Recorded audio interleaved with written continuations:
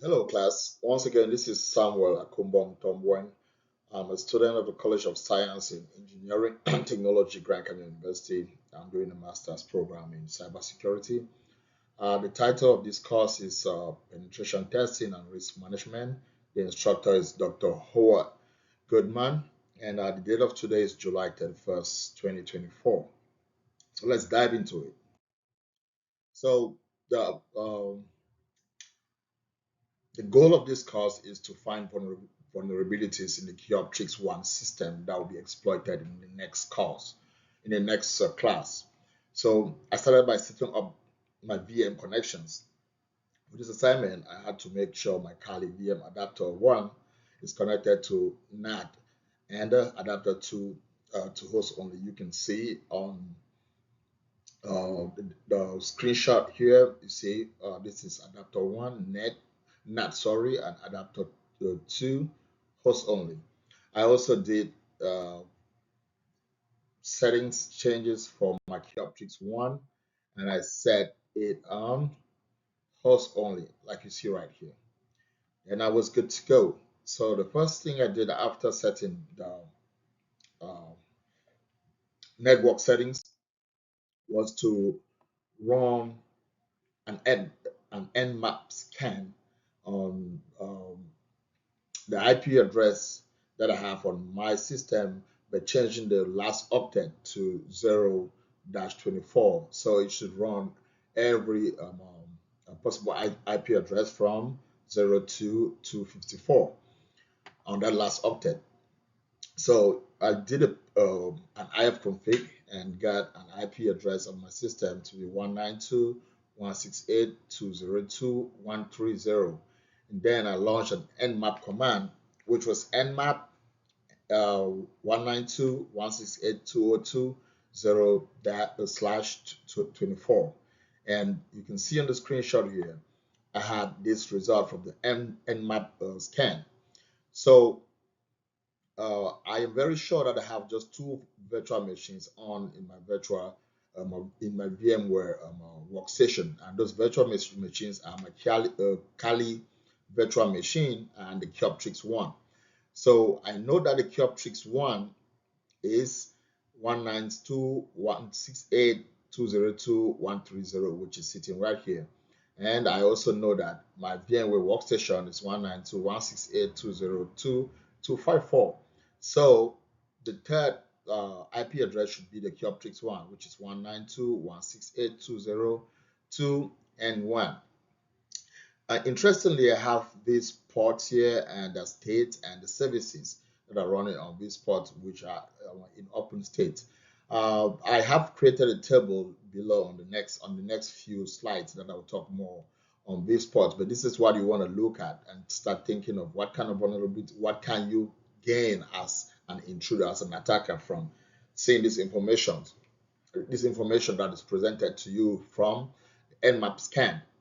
I followed up from the instructions and ran the two other example commands, which were uh, the nmap O command, which is the nmap command to tell you the operating system of the system you are trying to penetrate. Interestingly, this command tells me that this system is likely a Windows system, and I'm sure that this is a Keyoptrix system. But guess what? It says just guessing. So the nmap switch O command guesses the operating system you're using. It doesn't give you 100% accuracy. So it guesses that it can be a Windows 11, Windows 10, a phone, a Windows Server 2008, and so on and so on. All right. I will look about that in the next class when I have to start exploiting the vulnerabilities. I did another command, which is the switch SV command, which tells you the services that are running on the system. So the nmap and IP address command gives you the port, the state, and the services, but the nmap sv IP address command gives you details of the services. So you can see it's running Microsoft Windows RPC, Microsoft Windows NetBIOS SSM, and so forth. And I decided to go ahead and do a few more commands on my own. So I ran. Oh, before that, let me just talk about a couple of vulnerabilities that I found when I ran the Nmap switch SV command. So Microsoft Windows RPS or the MSRPC is when an integer overflow in MSRPC, if exploited, can allow for arbitrary code execution over a network without requiring authentication or user interaction. That is already scary. If exploited, if this integer overflow in MSRPC is exploited, it can allow for arbitrary code execution. Means the attacker can execute the code whenever they like without requiring authentication or user interaction. That is really scary. That's a vulnerability right there. Microsoft Windows NetBIOS SSN. So it doesn't have a built-in authentication mechanism. So it makes it susceptible to unauthorized access, spoofing attacks, and man-in-the-middle attacks. So what does it mean? Since it doesn't have any authentication mechanisms, attackers can easily get information about the NetBIOS of the system. So they can use this information to mask themselves and attack other users. So this is called spoofing attacks, or mask themselves and set and put themselves between users and get information those users are trying to transfer between one another, which is called man-in-the-middle attack. So these are just a couple of potential vulnerabilities that we can see from the Nmap switch SV command. But let's take a look at, let's take a little dive into a couple more scans that I did. So I did a scan to scan port 80, the TCP port 80. So the command for this scan is nmap switch p t colon 80 and the IP address. And interestingly, I had port 80, which is filtered, and is the service, the state is filtered and the service is HTTP. Filtered here means there is a likely firewall or another device in the network that is obstructing the command to really see what is happening in that port. And then I did another scan, which is the Nmap switch uppercase A IP. So this command gives you more information about the operating system, the virtual machine, and the services. And truly, it did give me the information. So you see here, I've actually covered my information here, but it tells you the target name, it gives you the NetBIOS name. That's what I was just talking about. NetBIOS doesn't have any authentication mechanism. It gives you NetBIOS computer name, it gives you DNS domain name.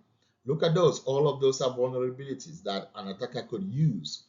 And then it tells you again the services, the ports that are open, the services that are using those open ports. And it goes further below here to give you the operating system that's guessing that the machine is using. But if you look just over here, you see it's running an HTTP server, Microsoft HTTP API 2.0. Interesting. This is information you want to really look into. You can get something from here as an attacker. Let's take a look. Let's take a dive at one more scan. So I decided to scan for the most popular ports that are on the system, and the command for this scan is nmap dash dash port nmap dash dash top dash port, and the number of ports you want to scan. You must specify the number. So I put n over there. N stands for the number. So in my example, I did 20, and then the IP address. So nmap dash dash top dash ports, number of ports you want to scan, and the IP address of the system you want to scan those ports on. And look at this. I have so many ports that I scanned, 20 of them or more or less, I don't know. But look at this. All of these, port 21, port 22, all of the SSH ports, Telnet, SMTP, HTTP, POP3, RPC, HIMD, all of them are filtered. Look at that. All of them are filtered. This is interesting. I'm beginning to wonder, is this really the Cure Optics machine I'm looking at? But I will find out definitely in the next class. I will find out. So this is very important information you want to look at. You want to see what can you get if you use the the MSRPC. I explained that earlier. What can you get if you use the SSH? Here is filtered, it's blocked. You really can't see the port. But then information that is important to gather. So let's look at the next slide, which talks about floor hypothesis methodology. So flow hypothesis methodology, which is abbreviated as FHM, provides an organized approach to testing the system for possible errors or vulnerabilities in implementation, and is intended to complement other aspects of development assurance. So when the system is built, say for example a laptop, you can use floor hypothesis methodology to test if this system is not just functional. Functional testing is different. It's not just functional, but if it can resist penetration, if at all it has vulnerabilities, and which kind of vulnerabilities it does have. So you can use the floor hypothesis methodology to do that. So its major objectives are to provide assurance of correct functional behavior and to examine the penetration resistance of a system. Like I just said, the penetration resistance of a system, that's what it examines. It takes place during the last stages of system development, and it's not conducted by customers after the system has been fielded. No, industries don't build systems and give it out to customers to carry out flow hypothesis on it. No, they have professionals, mostly pen testers, that they do this job for them. So it's a useful framework for finding system flaws that functional testing would not find. So there are 5 steps in the flow hypothesis methodology. The first is information gathering. The tester becomes familiar with the system's functioning by examining the system design, its implementation, its operating procedures, and its use. The second is the flow hypothesis. From the information you've gathered, now the tester draws uh, uh, knowledge and even knowledge of vulnerabilities of other systems, and then creates a hypothesis about the flaws of the system. So flaw testing is which is the third item. The flaws found in stage 2 are tested. If a flaw does not exist or cannot be exploited, the tester goes back to stage 1, or goes back to stage 2, sorry. If the flaw is exploitable, they proceed to the next step. So if a tester finds a flaw in test 2 and creates a hypothesis and goes to test 3 to test that flaw, but discovers that, oh, this flaw is not really present or is present but cannot be exploited, he or she goes back to stage 2 in order to build different hypotheses about the flaws that were gathered in stage 1. So stage 4 is flaw generalization. So when the pen tester is comfortable that these flaws are exploitable, that is in stage 3, now they generalize the vulnerability and find others similar to it. They fit their new hypothesis into step 2 and iterate until the test is concluded. So they use step 4 and say, oh, okay, now this flaw is exploitable, it's really present. Let's go back to stage 2 and work on how we gain this information to gain even more flaws.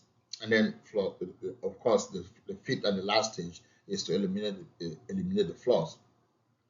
Let's go to the next slide. So the next slide talks about vulnerabilities in the system. And you see on the right side, I chose to talk about 2 vulnerabilities and their causes. But on the table right here, you see port. This is exactly from the scan, the Nmap IP scan that gave me the information from the machine scan from the first or second slide that I presented. So you see port 135, which is the TCP protocol. It is open and it's running the MSRPC service, and what it uses allows client-server software communication. That is what an attacker can use, because anything that allows for communication, if an attacker can break through, they can get more information that is being trying to communicate between the client and the server. Port 139 TCP is open. NetBIOS doesn't have any built-in system for authentication. Vulnerability right there. 445 TCP open, Microsoft DS, and so on and so forth. But let's just talk about the NetBIOS here. NetBIOS gives vital information about systems and it facilitates connection-oriented communication between devices in the LAN. This is scary stuff.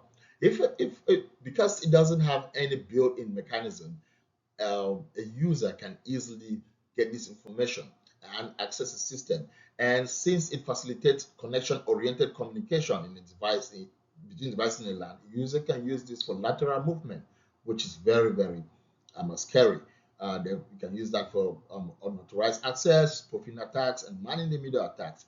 The WSDAP vulnerability results from a design error since it allows messages into its the ports of 5357 and 5358. If the interface firewall profile is anything other than public. So if the firewall profile is not public, it will allow these messages to flow through irrespective of what kind of message it is. Look at that. That is some scary stuff. And now let's just talk about a vulnerability map that I will use.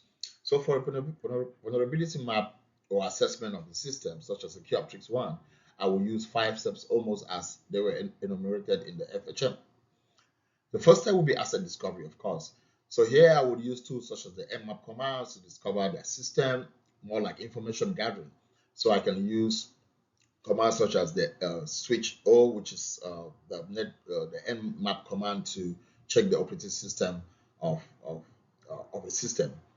And the second step would be asset prioritization. I'm sorry. So once I have discovered the assets in step one, I move on now to prioritize which one I would run a vulnerability assessment on. There are cases where you have so many assets and you have to choose the one you think will be most useful to you. So the third will be vulnerability scanning. Of course, I can still use different commands in the Nmap, like such as the switch A or the switch open to find open port. Then I will have to analyze the results and then look for remediation. And finally, I do a continuous cybersecurity, which is what we have to do every other day. And lastly, I have my reference right here. And I hope this gave you an idea about vulnerability scanning and the first step in hacking. The next class, we'll talk more about hacking. Thank you.